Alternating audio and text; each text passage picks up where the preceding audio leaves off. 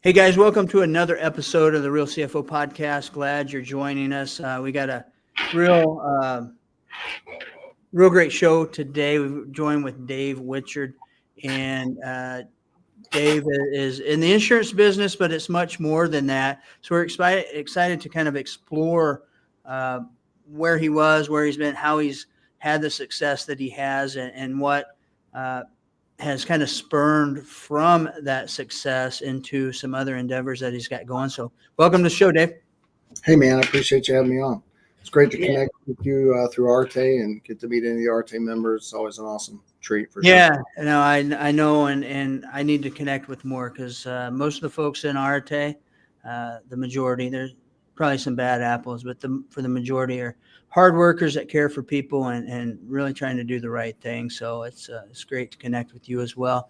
But Dave, let's start out with just kind of your story, man. You were in the insurance business. We were talking earlier, you had some successes, but let's start. Where did it all start for you to kind of get into the insurance, your passion for it, and not only in business, but life? Tell us about you. Yeah, I mean, at a young age, I was married young. My wife and I have 4 daughters now. They're all married, 6 grandkids. But I was started young. I was up in the D.C. area. I was in the cell phone industry for a while, pagers and different things of that nature. Being an athlete growing up, 4-sport letterman, all those things, I just felt like sales was something I wanted to get into. And so I did some medical sales devices and things of that nature. Did some outside sales there and cellular. But at 27 years old, I realized that through some network marketing and different things that I'd learned, I felt residual was what I was looking for. So I wanted to build something that would pay for a legacy, for family, those type of things. Also wanted to feel like I made a difference in the world, in people's lives. And I felt insurance was that place I could do that. That was a company I did door to door, kind of made a name for myself in that industry a little bit because, there's records. I'm going to go after them. If there's, if they told me to do, back then it was 10 calls a day, I was doing 20, I kind of moved up really quick. I wanted to get to a 6-figure income. That was a long time ago. 6 figures doesn't pay the bills these days, obviously. But, and then I moved from that company to a different company. The reason I left was some morals really, and how they treated, because again, it was God for me first and then family. And then some things didn't go right there. So I kind of had that foot out the door, but my old boss was moving to a different company. He called me, wanted me to start that up here in Virginia. I was down in Georgia at the time in Athens and moved up here. So anyway, got there, worked there about 19 years. It was door to door. We sold accident, cancer. We weren't in the life business, just the supplemental side. Did that for 19 years. I was an agency, built it up. And then in 2019, again, not being fully fulfilled, but also, the opportunity for my people. I started looking around and found this company, Family First Life. They were doing life insurance at a big level. They'll do close to $1 billion this year. And so in that space, there's them and then everybody else, because I think the next one does 100 million or so. I don't know all the details. I just know that they're huge. I got here, I learned about integrity. We built the company really fast. We went from basically me and a couple guys doing probably 40K, which I probably did 35. I tell the story a lot, but 8 months later, we're doing $1 million a month. So we grew as fast as anybody's ever done it, I think, in that period, in that space. And of course, we've had other people within the First Life build amazing businesses, but we're certainly blessed. So I hope that gives you what you're looking for. But I just love to serve people. So that's what wakes me up every day, is to try to impact people's lives. Yeah, that's what I know. We were talking, that's kind of the biggest impact. You want to impact others, but to do what you did, with a great career and everything, and then transition into something else and to grow and accelerate that fast, it's more than just, what you're selling. There has to be something more to it, the heart, the passion. What do you attribute, that success to, that quick ramp up, right? Yeah, well, I mean, obviously, you got to have the right system. I think you got to have the right vehicle, to do that. I've always been a hard worker. I've always believed if one person could do something, I could do it. Again, I listened to people that had already worked here. I didn't bring an ego with me. I'm not, at least I hope that I never come across that way, because I certainly don't want to be. I believe without God's, purpose and drive and the why, we can make all the money in the world, but what are we going to do with it? Right. So I think the drive really became my family. It still is to this day. I think about my grandchildren probably more than my kids as much now because they're little, and that drives me to, not depend on my family, but also to my kids, but also to make sure that legacy continues on. So I work really hard. That's what gets me up. But it's really, years ago, I thought I was going to be called to ministry. That didn't go, but I believe God's given me that platform where I can pour into people's lives from that perspective. So, as we were talking about earlier, being in Arte, you've got Andy, who I love to death, and he's in Missouri. I grew up in St. Louis for a little bit, so there's that connection. And then, 75 Hard, I've done several times, so that's also that. And then Ed, being in the insurance world and learning about him, I kind of relate to him a little bit more. And I think, his heart to serve people, that's kind of how I'm built. It's just, that's what wakes me up. I mean, I say that to my guys every day. It doesn't change. I am who you see. I'm that person where I'm going to give you all I got with my heart. Sometimes too much. I think if there's anything I got to be is a little bit harder on people, a little bit more of a tougher coach in some ways. But yeah, I don't know if that answers your question, but I'm basically the right platform with the right human being can get anything done. So I get up early. The things Ed talks about, and I'm up at 5 most days, and in the gym by 5:30, and back out by 7, in the office by 8:30, at the latest, that kind of thing. And I work, most time in the office in here between 5 and 7, something like that. Sometimes later, just whatever it takes. But then when I get home, it doesn't end either. You go home, you have your dinner with the wife or whatever, and you do your thing. So it's kind of like those 3 days Ed talks about, similar to that. Mine might be 11. Mine might be 5 to 11, 11 to 5, and then, and then 5 till. And let's dig into that. I love that concept. I think it'd be something good that, listeners can hear. But I want to dive back into that ramp up from 0 to 8 months to 0 to $1 million, right? And real fast. And then you alluded to some key things. Is one, I think, faith, right? Not only faith in something bigger and higher power than you, but also a faith in yourself to be able to win and be able to, if anybody can do it, I can do it, right? If somebody else can do it, I can do it. It's interesting. And you made a comment, the ministry, I thought was going to call me, but it sounds like it might have, right? And many times we had this conversation at men's group last night at church is you might not be the greatest orator or whatever it may be in the pulpit at the church, being what they call a preacher, but your actions, your way, your conversations, the way you handle your business and what you do in the world is also part of that bigger faith plan, at least in my world, right? So it's doing the right thing as, Jesus would have done, right? So I think that's huge, a huge part of why you're winning. The other component, consistency, is what I kind of gathered from it. You're routine oriented, right? Most days start at 5, you do your thing, and 8:30 you're in the office. You work to generally 5 or 7, depending on what's going on. Then you go home, you do your thing. It's rinse and repeat, right? Is that an accurate? Yeah. I mean, I think, got to have that schedule. If it's not on the schedule, then it doesn't exist, and so, one thing I can say is consistency. It's one of those things. I think discipline and consistency. Now, can I always get better? Yeah, there's always areas of my life that I can do better in and create more discipline in, which I'm working on every single day. Yeah. I just think that if you're not trying to get better every single day, you're going backwards. I've always believed that. I just work, I work hard, but there's also purpose behind it. And I think having that schedule keeps me on track. I'm kind of ADD, if you will. I hate to speak that over myself, but I just am. I mean, I got to have that channel. I've got to have that on the calendar. If it's on there, it gets done. So I do that. So I'm disciplined in that way. My consistency is very, like Ed mentioned, laying out clothes. I've done that for years. I don't know if I heard him say that one time, but like literally at home at night, for example, I go home after dinner, laying out my clothes I'm going to wear to the gym. I'm laying out my clothes I'm going to wear to the office.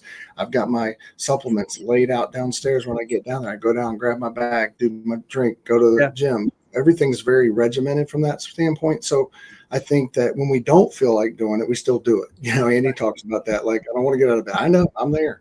A lot of days. Yeah, it's part of your subconscious, right? That routine is so dialed in. And that's why I got to attribute. I did 75 hard before I joined Arte. I mean, somebody I was in another group with mentioned this program 75 hard. And I'm like, that sounds exactly what I need.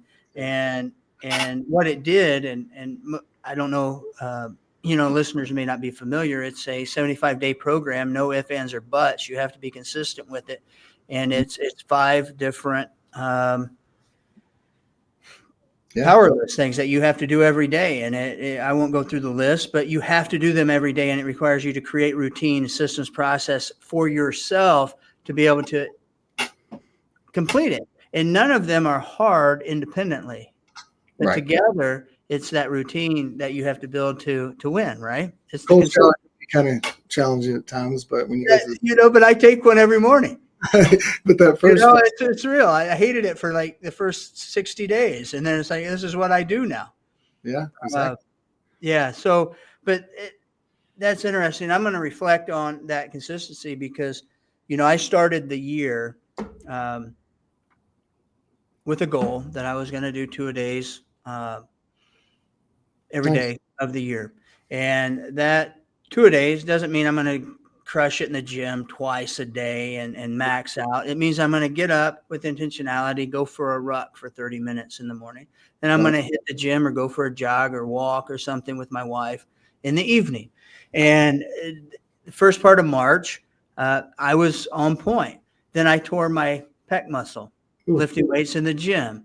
I couldn't run. I couldn't put my rucksack on. I couldn't do all this. So I made the excuse and I quit that endeavor. And then my routine was broken and I got very inconsistent. I'd hit the gym or I'd go for a ruck here, but it was not a routine oriented thing. And being in the tax and accounting business, that's a pretty busy time of year, March and April for us. And that led into probably the longest cycle of inconsistency from a routine standpoint that I've had since I did 75 hard the first time. And so I went on vacation last week and I'm like, now's the reset. We reset when we get back home, day 1 starts again. And I'm not doing 75 hard, but I'm doing my stuff. And I have made commitments 2 months and 3 months out that require me to do daily intentional actions to get there. So consistency and routine are huge for me. And I think anybody that challenges that just hasn't done it, right? Or otherwise they couldn't. Doing hard stuff's where we grow. That's every day. It's just pushing yourself. Ed's book. I go on and on. You can talk, listen and read their stuff, but power one more. Every time I was talking about that today. I was like, every time I'm doing a rep, did I do enough? Did I count right? I'm going to do one more just in case and make sure it's extra. If it's one more minute or it's one more this. And, so there's that. I live the life. I try my best every day to live the life they talk about, the things that we learn in Arte, the things that we learn from those kind of guys, because I know they're successful in what they do and they mean well and all those things. So I have, another thing called Superhuman, which I had neck surgery a year ago. And the day of, I'm walking. Like I literally, before the nurse got there, I'm up and moving around. And she's like, we need to go for your walk. I'm like, what do you mean? I've already done that. That's my mindset. It's not like, how long can I lay here? It's how can I move? And, I remember my wife and I, we were in Florida for a reason. We had to stay there a week. I couldn't fly. Well, guess what? The next day we're walking a half mile. Then we're walking a mile. And then we're doing this. And it's like, I just want to get back, And so once I got the brace off, I was able to, do some things. Anyway, hired a trainer a year ago. I've literally tracked my meals and my food for 380 days or something now, and totally reformed my whole body because I was injured for so long. 14 years of pain. You talked about your thing. It's, recreating those habits. But 75 Hard is such a great program because it does give you those things. I'm always drinking a gallon of water a day because of that. It's with me, and I'm tracking it. Exactly. Yeah, everybody. And that's a simple thing. It's reading. It's all those things matter. So anyway, it's good to see, and that's what I love about this group is it's just guys like you get it too. And you mentioned something about putting something out, and that's what I would say to somebody today is like I did Spartan races, and I'm going to sign up for another one in September because of the injuries. I couldn't do them, but that's something you do. You pick a race, you pick something a little bit farther out. Yeah, that's exactly what I did. There you go. I was in. I'm like, I got to change. I told my wife I'm an all-in type person, right? If I am going if I'm going in a bad direction bro, I'm going to go bad. I'm going to go hard that way. But Yeah. I need something to point to get me to this good direction. And I signed up. I told her, I said, I'm going to sign up for a triathlon. I've got a place in Branson, Missouri, a condo. And yeah. So I booked it. I booked I rented out most of the time, but I booked that slot that weekend for that race. And I signed up for it on Monday. And Tuesday I was learning how to swim. You know, I called the guy. I'm like, I can swim, I can hang out in the water, but it's more of a float, have a drink, type approach to swimming. I'm like, I need to learn how to swim. And he's an adult. He competes in adult that's great. meets, and he's great. And Tuesday morning at 5 a.m., I was in the gym learning how to kick my legs, literally base level stuff that, like, hey, you have to learn the basics. And so I set that out there. And then I ran into a guy at the gym that day, and he said he signed up for a triathlon just a couple hours away from here on August 23rd. And I said, I'll do it too. So it's those setting something out there. But what it forces you to do is retroactively go back and say, what do I got to do today to make sure I can do that when the day arrives? And I just had the conversation with the team member. He's a young team member. And, I've been a big push of tracking time, not from the standpoint of clock in, clock out. Let me pay you hourly. It's whatever. I want you to track your time for you, right? Because for us all to win, I need you to win. 100%. I need this person to win. And we win by being fully accountable to ourselves and tracking ourselves. And how productive are we? What's our routine? What's our path? What are we doing every day consistently? Then we can say, here's where I'm at. And I won or lost the day. This is why I won. I'm going to do more of this. If this is why I lost, like me, I'm looking at my time now and saying over the last three months, my time has been focused on doing work that I should have other people doing. Yeah. 50%, maybe 60% some weeks. Yes. I wouldn't know that unless I was tracking it. So now I need to make adjustments, make improvements in the business. So tracking your time isn't about me micromanaging your ass. It's about you getting that commitment and say, we perform at a max level, everybody wins. Otherwise, we don't. So anyway, I kind of got on that soapbox, but you mentioned the heart, faith, and hustle. It's funny you said that and without knowing, but when I talk about it, because we recruit all kinds of people, obviously, I recruit a lot of athletes now. I've got former Division I football players. I got a guy here, holds a UVA record and all these guys. So I'm kind of focused on getting a lot of we call them business athletes because we got a bunch of them. But when I connect with them, you have the heart to serve, right? I believe this is a good business for you. When we talked about faith, and I say the exact same thing. My faith is God. I don't push on you, but you choose, right? But I believe in that. And then obviously you have faith in yourself. I say the exact same thing you said every single time. And hustles, work hard. I mean, that's why the mantra of that works. And, it kind of fits in most people's lives, Yeah. So, yeah, where that came from. Yeah. No, it's good stuff. So you started a group, Heart, Faith, and Hustle, right? Or podcast. Yeah, it's so it became a thing over the course of the last couple of years, and then we branded. We have a brand, so it's a heartfaithandhustle.com. You can get this gear, so it's just again kind of fits with everybody, whether they have faith or whether they don't. They have faith in themselves, like you said. So we get people asking about it all the time. So we're like, well, heck, here's some shirts, here's some hats, and so we have that out there. The velocity thing is obviously been big for us, and so we have the V still on there. That logo represents a little bit more than just a V. It was made by somebody and has direct purpose related to our business, our situation. Even it's very emotional actually. But long story short, my dad died. I saw us take his last breath literally on a Sunday. And, leave it at this. He was killed in different ways. I'll leave it at that. Wasn't his fault. He just went with what he thought was right. Right. So walk out of there. I'm upset. They give me a little cup with his heartbeat on it. Like after I'm all mad, and then he gives it to me. And I thought, well, maybe I'll get a tattoo one day. As you see, I have them with faith and different things in my family. Well, anyway, the next day, the guy that was working on this for about a month has no idea, texts me. And we talked about velocity and how it grew, right? We talked about fast and the fastest and all these different things, my faith, all these different things. So he's a faith guy too. So he texts me literally 11 o'clock the next morning. Doesn't know my dad died. Literally says to me, I saw my dad take his last breath. They give me the thing. I walk out. Less than 24 hours later, I get a text. Hey, Dave, here's what I came up with. And he sends me this. He says, the fastest bird in the dive and the kill, the falcon, he thought about. He said, I thought of lightning and I thought of heartbeat. Dude, I'm like, what? Really?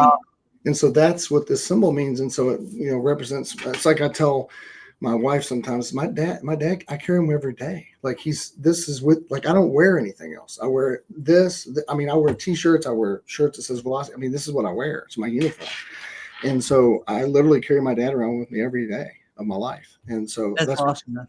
Yeah. But the meaning behind it means a lot to me. So I just think that there's a purpose in this world. And, if we can get that voice out there of these things and people do work hard and they do serve, and they have some faith, they can win at whatever they're doing, I believe. So that's the thing. And again, I keep referring back to the small men's group that we were meeting last night. And it is a group that started 1.5 years, almost 2 years ago, me and another gentleman. It's called Authentic Manhood. It's through our church, but it's a curriculum that's out there. I don't know if you're familiar with it, but it's, No, but I like what it sounds like. Yeah. It's Authentic Manhood. And it's stuff that you go, man, I wish I would have had this when I was 20, when I was first getting married, when I was first doing things. And, that we've gone through the whole series and it's great. And there's young guys, old guys, middle of the age guys. And, but everybody still says, I wish I had that, except for the young guys. It's like, it's our opportunity to drill into these younger guys, what they need to know. And I think that's a problem with, a lot of our society. One is they don't have faith. Yeah. Two, there's no intentionality in anything that they do. Yeah. It's me centered. And it's not that they are intentionally focusing inward on them. It's that they don't know any other way. Yeah. Right. So groups like Arate, groups like Authentic Manhood at church, they hit different than actually just walking through the door Sunday morning and sitting in a pew and listening to a preacher preach. They're groups of men, in Arte, men and women that are intentional, and you're learning lessons and learning to live this way and do things a certain way and live by routine. So I think there's just a need for more of, heart, faith, hustle. If you start in a group building something, that's what people need to hear. But it's the intentionality behind it, just like it is with routine and consistency. Everything boils down to a few little key things, right? Yeah. Heart, faith, hustle, intentionality, whatever you call it. Yeah, consistency's in there, all those things, learning from other guys like you, having coaches, having people in your life that are pouring in good stuff to you to help you grow. Those young people, that's what, again, having young kids, and I would tell those young 20-year-olds, what would your 30-year-old self tell you? Like we tell that to our kids all the time. We got a couple that are still not 30. So we can say, but that's the truth. What would we have done? Right. We would have told ourselves different things, and that's what we're trying to help them with. And I think if you find the right ones, they grab onto it. There's a handful out there that we hope more, but there are some of the younger guys that get it and they'll listen, and the other ones, they'll pick it up. The social media world, all that's changed so much. They can go on there and listen to this, listen to that. That's the other thing too. I think it's I love social media if it's used right, but it also, you can get drowned in it too. You can. I think, if the powers to be behind those machines, right, the algorithm, anarchist, whatever we call them, actually looked at it and put this in front of more and more people, systems, programs, resources to focus on a better life, on the heart for other people, the faith, not only in yourself, God, and humanity. Everything would be better, but it gives more insight and opportunity for people to find it with social media, where I think growing up, everybody really became who their father was, good or bad, right? And some of us were blessed with the good. Some of us maybe Right. not so good, right? And so I think you're right. So with that, I mean, you have a purpose, a heart, faith, hustle. How can people learn more about that? Well, they can just, I mean, I'm on Instagram, Dave Whichard, at davewhitchard.com. There's at heartfaithandhustle.com. Or it's on Instagram too. We have a page there. And then, but again, it's about, I'm in the insurance business. And so it's a place where they can come, and there's a lot of opportunities out there. However, there's not a lot that have God in the middle of them. And so I'm not afraid to pray on our calls. I'm not afraid to talk about that. I love that positivity that we bring to each other. The back to back, we're going to war together kind of mentality, but we look out for each other. It's a family. To me, I try to treat people that work with me like they're family till they're not. You know what I mean? Because people do leave you, and sometimes the right ones don't come along. My thing is I pray for the right ones to come and the wrong ones to be removed, because I want good people around. I want people that are on the same mission that we are, which is to serve families every day, because that's what we do. We protect families through virtual sales. That's really in the insurance world. So it all kind of works together. I believe this can resonate with any business, right? So that's why we did it. But heartfaithandhustle.com. And then, of course, we have the velocity stuff and all those things. But if someone was looking to get in the insurance business or sales, they can just reach out directly to me at Dave Whichard, either any of the platforms. You can find me. And, again, we have velocityagents.app. I think is another site. We have a couple of velocity sites, and then we have Heart, Faith, and Hustle. So, again, just trying to get the mission out there as best I can to help people, serve them. Yeah, no, you're doing a great job for the right reasons, I think. So it's good. And guys, I hope you can take some information from this. And if you find yourself not in routine, not being consistent, not happy with where you're at, I'm telling you, do what Dave is saying and what we've been talking about.